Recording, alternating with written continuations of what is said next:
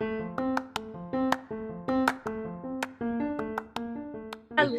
Dano. How are you? I'm doing good, and you? I'm well, thank you. Sorry it took forever to get It's on. okay. I mean, we all have look. Well, it's okay. So you are live from Mexico, right? Yep. By the way, welcome to the show. Thank you so much for being here. Now, before we start, I have to give you an epic welcome to the show. If you have watched some of my episodes, you know exactly what I'm about to do. You know? Okay. Ah, thank So let me you. show you. Here we go.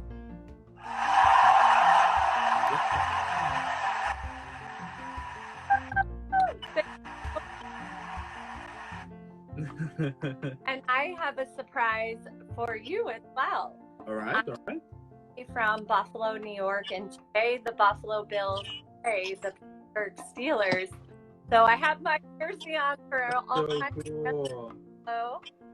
Woo! Or you can That's so cool. That's so awesome. Wow. How cool is that? How cool. Now, starting with the whole interview here, tell me how this passion for acting started. Yes, wow. So when I was 5 years old, I auditioned to be in the Pittsburgh Ballet Company. My first role I played 5 years old. That's so cool. With the Pittsburgh Ballet Company at Shays Theater in hometown, New York. That's awesome. There was a lot of other reasons why I got into it, but as far as in film, I actually started that later in my career. Most people start way. I started out as a dancer, then musical theater. But I would say at 8 years old, that's where the film started. When I saw Nana watch every single day, I was just like, oh my, I can't watch these anymore. And then I realized I would rather be in them than watching them. So I knew at 8 years old I wanted to be in ballet, and I went for college, and the history.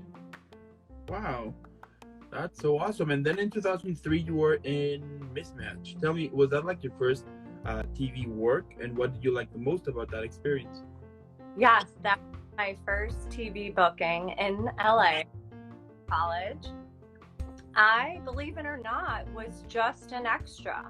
And the director pulled me up to play the drunk girl, and I had mine, and that was in Alicia Silverstone's TV show. So I got there. I was so nervous, and then I'm like, okay, I can do this.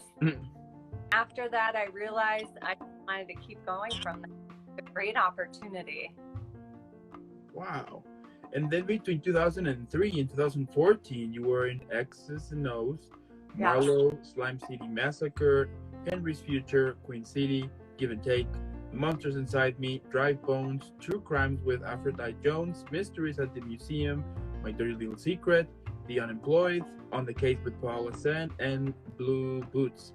Tell me, what was your reaction when you saw that over the years you were getting involved in more and more projects? It's funny you said sometimes as an actor you're hard on yourself and you don't think you're doing enough. So when you say that, I got to give myself a pat on the back because this business isn't easy. So yes, Marlowe was my second credit. That was also the TV pilot, and I was cast as Arthur. And then it's not on IMDb. My third credit was on The Bold and the Beautiful. That was one of my favorite TV shows to be on. Like I said, I always knew I wanted to be so. And it felt like family working with The Bold and the Beautiful. And but as far as the other credits, I mostly book film. And most actors, everyone's different. Some love working more, some film, but I pretty much after that kept booking film, and it's crazy how time flies. I've done, but yes, I continue to keep pushing and fighting. Not an easy business. Wow. And like how you usually prepare a character for either a TV show or a film. Yes. So depending on what kind of role I get, it's just a day player role or a co-star or a lead role, and just one line. Depending on the role you get, if it's a lead role, then you get the whole script. So I recommend all actors read the script first, then break down your character, where you're coming from, and where you're going to in the scene. Also, I do research online. If it's not online, sometimes I actually go to the library, quiet. I study actually more outdoors. Everyone's different. But yes, I think it's important to script before you start studying your character, break it down. I started as a method actor, and now I've become more Meisner. Yeah, that's wow, that's really cool. And like, what is the number one thing you always bring with you when you have to go shoot a film or a TV show? Oh wow, it's funny you said that because recently, since COVID has hit, it hasn't been easy. And you know, New York, I work out in New York. When I started I was in LA. Now I'm in New York, and it was hard because theaters closed down. New York hasn't been.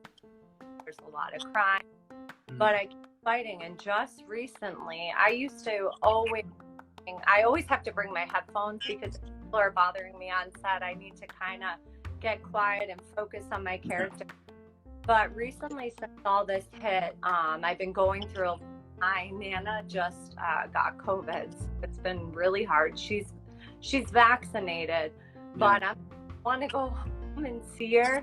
But my mom's like, you can't see her, you know. And if I go, so it's going to be heartbroken. So recently, I've been wearing my grandfather's tag just to bring me some hope in this world, and also for my Nana who has COVID right now. So I want everyone to say prayers for her. She's quarantined 10 more days.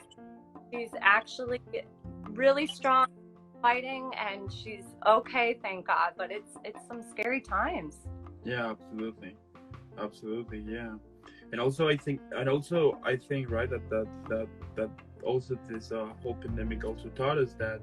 Oh, sorry, Dano. It said someone wrote my video is in and out. I don't know how to fix that. Have you tried to put it? Is it? I mean, are you like with you like with the Wi-Fi? Yeah, I am. Let me see. Oh well. Sorry, guys. Yeah, maybe. Is it working now? I don't know. I mean, you sound clear to me. You know? Yeah. I think it's fixed. Yeah. Sorry guys. Yeah, I think it might have been my internet connection. Yeah, I think it's fixed now. Okay. Yeah. So yeah, so what I was saying here is that I think that like the whole pandemic has also like taught us a lesson, right? That that life is super short, and it just take 1 second and that's it. You know what I mean? And it will change you drastically, and you will, yeah, it's just awful. And like this whole time. So yeah. Yeah. No, I agree with you. I think COVID hit. It's been really hard for everyone, but it also has brought great things for people in their lives. I was able to work my craft more when things closed down. I wasn't booking, and I had to do all my auditions online and get used to being online more. Yeah. So it was hard in the beginning. It's brought a lot of great things for me. And luckily, my family and I have been very healthy, and no one has caught it except Anna right now. But thank God she's vaccinated and doing okay. Praying, because it just happened recently in a nursing home. But I think things are going to get better soon, and there's going to be a with all this. Yeah, absolutely. That's for sure. I mean, everything has to be better at some point, and yeah. I agree. Well, thank you so much. I'm so glad to be on your show today. Yeah, thank you again for accepting. That was super, super awesome. Um, Now, from all of the characters that you have played at the moment, would you say that each one could describe parts of yourself? Absolutely. Meryl Streep, and there's a couple other actors I've always looked up to that they do the same thing as me, where, you can study so many different styles of acting and play that character, but you always need to bring your own self in the character as well, because there's no acting. You want to be as truthful as you can be, Mm. especially with your audience. Yeah, absolutely. And what do you like the most about being in films or TV shows? Thank you. I would say the freedom to be able to play anybody I want. I mean, tomorrow I'm going to be in New York and I'm filming as a court officer at the cop. I always wanted to play a cop. I never played it until recently in a film called The Good Actor. And now I just got cast in a very small role for on that show. I can't really say yet what it's for, but I was cast to be Cora on the show Top, and you never know where the business needs you. It's hard at times, but it's exciting, and that's what keeps driving me forward. That's cool. How you usually get ready before going shooting a scene? Do you have like a, let's say, like a ritual, or how you prepare to to jump on a scene? Yeah, I'm very spiritual in the family. I was born and raised Catholic. I'm more Christian. But yes, I'm very spiritual. I have to actually go running before I start studying. I need to just get pumped and ready for it. But I work out a lot before, and then prayer, getting off and just listening to music. And I think from growing up as a dancer, but yeah, I'm totally opposite from people. I like pass the music, and sometimes I actually sing my lines out. Okay. Woo! Helps your voice so you're not nasally. Yeah. Easy. Wow. Now, what are some of the genres that you like the most to get involved with for a movie or a show? I'm sorry, say that again. I couldn't hear. Yeah. Like, what are some of the genres, like, for example, action, comedy, horror? Oh, yeah. You like the most to get involved with for a movie or a TV show? Yeah, I mostly have done comedy and drama. I've done some sci-fi and a little horror. I would get more into acting. I recently, right before the pandemic hit, I've been studying to receive my black belt. And I've been doing that not just mentally and physically, but to learn dance and also for action films. That would be my goal. That's amazing. Thank you. In 2015, you were in NYC, Rooftop Story, The Jinx, The Life and Deaths of Robert Durst, Ovum, and then in 2016, you were in Game Changers. You played as Melissa. So tell me about your character and what are some of the things that you enjoy the most about this project? Thank you. Yeah. New York City Rooftop Story was one of my first films when I was in New York after play. And I cast as two characters. And I was like, whoa, because, that's not easy to portray when you're playing one. You don't know you're the other character in the film. It was definitely a learning for me, and I would say out of all my films, being my first film cast in New York was great. Learned a lot. I'm proud because I played Ella. She was the fashion reporter and one of the famous models, and then I played Nikki the Nightbird, and most people didn't know if I was a he, she, or I was kind of like Pretty Woman. Okay. So I I played a tranny. It was not easy, but Yeah. I think my long life, how the director had me portray my walk, you couldn't tell if somebody just hooked up with me the way I was, or if I was a god. So it wasn't easy, but I had a lot of fun. That's so cool. Like the things that you are, yeah, like the things you can learn, you know, like or those experiences that you can get for shooting like a project. That's really cool. And like you said, I think that's what I enjoy most about the freedom to be whoever you want to be. I could be a lawyer tomorrow, the next day a doctor, pilot, a flight attendant. You know, the sky's the limit. But I would say my goal is to be an FBI spy. That's one thing, a TV show. That's amazing. That's amazing. And then you were in Orange is the New Black, Scars of a Predator, starting at the Sun, Laser Town, Gulf Brook, Q4, Dream Corporation, Bubble Girl, Let Them Have Their Way. And then you were in Double Vision. You played as Julie Goodwin. So can you also tell me about your character and about that film as well? Okay. Which one would you like to talk about? What film? Double Vision, yeah. Okay. Double Vision. Actually, we just finished and we were supposed to hit the film festival circuit before COVID, and we are still hoping to go into more film festivals, but because of COVID, nobody was able to see them except for in one festival we won. But I played Julie Goodwin, and I don't know if you've ever been familiar with the movie Scream. What do you mean? The film Scream. No. So, as far as I don't know, horror film. Yeah. Yeah. So, Double Vision was great because the way the director filmed, he films like Pulp Fiction, lots of different stories and storytelling going on at once. So, yeah, you know, you are from Mexico. It's like like a lot of different stories intertwined. Yeah. And that's about the director.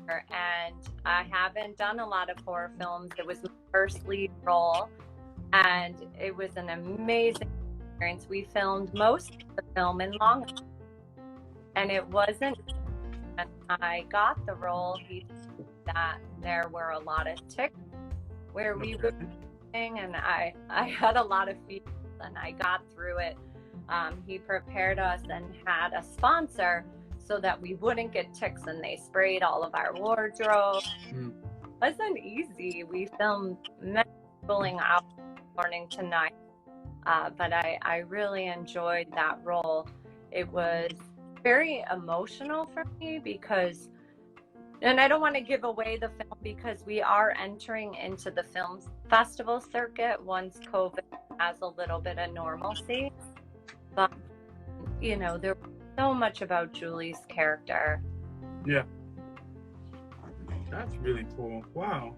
Yeah. Wow. That's amazing. And in general, what do you like the most about acting? The most I like about acting, I would say the people I work with. You know, from the beginning of my acting career till now, you learn so much from colleagues. The one to most actors, you know, surround yourself around positive, good people that motivate you. You're going to hear thousands of no's, and you need to keep yourself around people that are talented, have mentors like your acting coach and your friends. But I love the most about acting, just being able to have the freedom to be able to be whoever you want to. Absolutely. That's so inspiring, by the way. That's really, that's amazing. And what do you think is one of the key aspects for storytelling? I would say the key aspect, there's a lot. I think your character breakdown, but also the most important conflict. If you don't have conflict, you know, you're going to lose your audience. Yeah. And I would say the resolution of it, but also like to have your audience, you need to be a good listener, but also as an actor, you need to be honest, because if you're not honest and you're not yourself, see that. And a great story, Totally. but most important, the confidence. So my last question here is, well, two questions. So, okay. Yeah. So the next question I have is, if you could describe your career at the moment in a TV show or a film, what would be the title of it? Oh, wow. It would be Tornado. Okay. And I think it's because you have so many highs and so many lows. And I think I would make it a dramedy. I love comedy, but I would love to do a dramedy. But yeah, Tornado, because there's so many highs and lows, and you learn to stay even keel. You're gonna have tons of highs in this business and tons of lows. You gotta keep fighting. Okay, that's amazing. And my last question here, like, what could you say to those who are starting their dreams, or what could you say to those who are not sure if it's a good time to start working on the thing they love the most or not? I would say always keep your craft. If you love it and enjoy it, just like yourself in any career in the arts, if you keep working on your craft, don't do it for money, but the money will come. And just, if you love it, don't stop. And you're going to hear 1,000 no's, but you'll get used to rejection. And if you love, don't let anyone stop you. Give up, because it's great when you can wake up every morning saying, wow, I'm doing what I love. Yeah, totally, Amelie. Yeah, that's super inspiring, and it is true. At the end of the day, we all have the right to live our lives happy, right? So yeah, totally. Well, what can I say? I mean, basically, you're amazing here. Your career is awesome. I mean, you have been involved in so many awesome things here and there, and the fact that you're actually doing it and you're making it happen is super inspiring. So, I mean, describing this, I will have to say that you're a badass. So no. So, yeah, thank you. Now, because we finished all the questions, I have to give you an epic shout out. So here we go.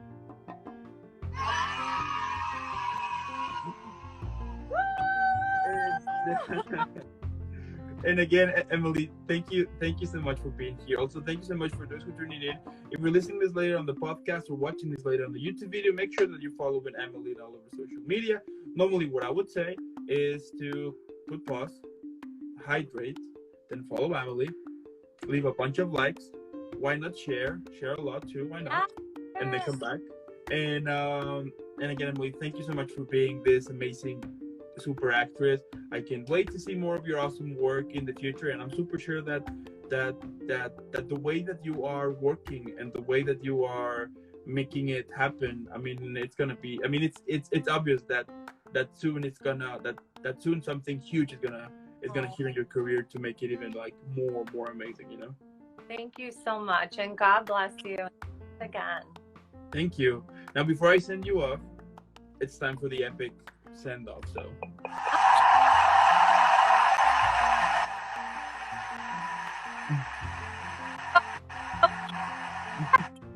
So keep having an amazing rest of the day. Enjoy your Sunday. Have an amazing super upcoming week, and also keep being amazing. And I'll see you in the next one. Same to you, and I hope you get watch go walk your. Yeah, sounds like a plan. Don't work too hard. Get a little break. Yeah, we'll do. All right. Thank you so much. Bye.